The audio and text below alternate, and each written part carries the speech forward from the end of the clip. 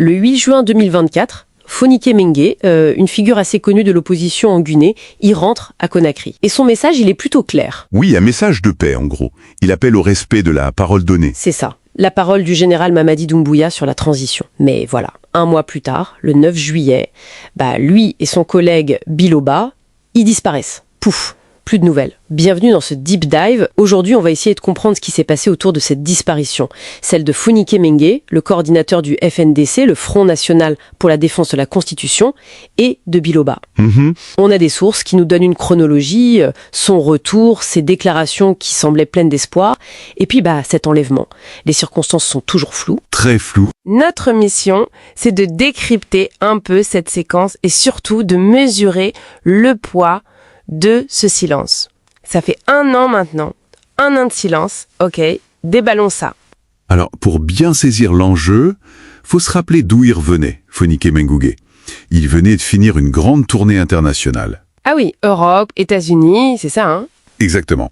Il a passé du temps à plaider la cause du FNDC, le retour le plus vite possible à l'ordre constitutionnel en Guinée. Et il insistait sur une date limite, en fait. Une date butoir. Oui, issue d'un accord. La transition, qui avait commencé le 5 septembre 2021, elle devait se terminer avant la fin 2024. C'était ça le point clé pour lui. Et quand il arrive à Conakry, le 8 juin, son discours à l'aéroport, il est marquant, non? Ah oui, tout à fait. Il dit, je cite, « Nous sommes à Conakry pour terminer ce que nous avons commencé, notamment le retour à l'ordre constitutionnel. » C'est un appel à se mobiliser, mais pacifiquement.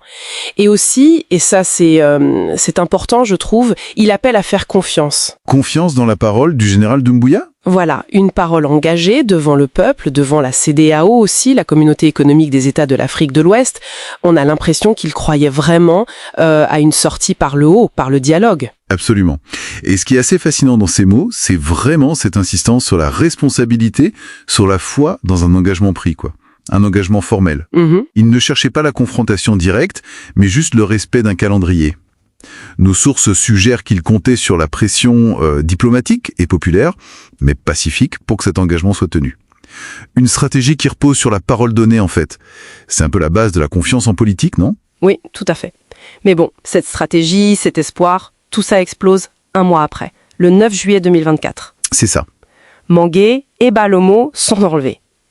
Les détails, on les a pas vraiment, c'est ça le problème. Mais le résultat est là, ils disparaissent, et depuis ce jour, c'est le vide. Le vide total. Juridique, informatif. Exactement. Pas de charge officielle, pas de communication des autorités pour dire où ils sont, ce qui leur arrive, pas de procédure judiciaire connue non plus. Et c'est cette absence de cadre légal qui est super inquiétante en fait. C'est précisément ça que nos sources mettent en avant. On est face à une année. Une année de silence complet, assourdissant. Les familles, les avocats, personne n'a d'infos ? Personne, aucune information fiable. Et les termes utilisés dans les documents qu'on a pu consulter, ils sont graves. On parle de disparition forcée. Ce qui a une signification légale très précise. Exactement. En droit international, ça suggère une implication directe ou indirecte de l'État.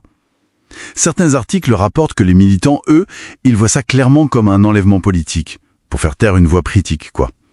Et l'État, pendant ce temps, silence radio. Un silence qui n'est pas juste une absence de mots, donc. Les sources insistent là-dessus, sur les conséquences de ce mutisme. Tout à fait. Si on prend un peu de recul, ce silence, il n'est pas neutre du tout.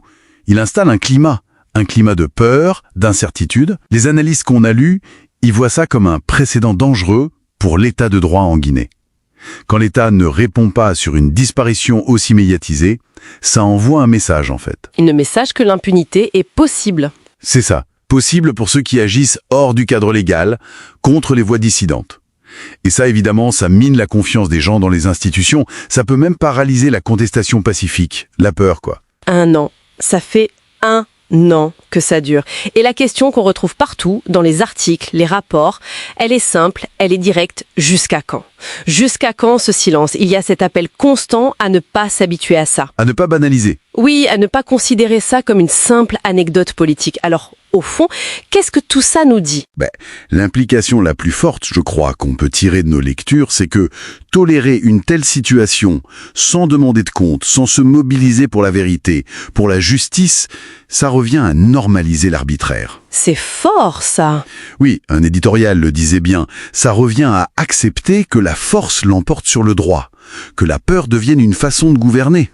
Et ça résonne de manière assez sombre avec le message initial de Fonike Mengue, celui du 8 juin. Qui était justement un plaidoyer pour le respect de la parole donnée. Exactement.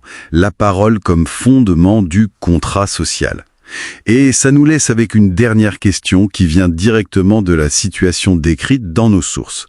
Que reste-t-il de cette parole solennelle, celle que Fonike Mengue appelait à respecter le 8 juin 2024, si 1 an après sa disparition, et celle de Bilobara, aucune action décisive n'est menée pour savoir ce qui leur est arrivé, pour que justice soit faite? La question reste posée, clairement.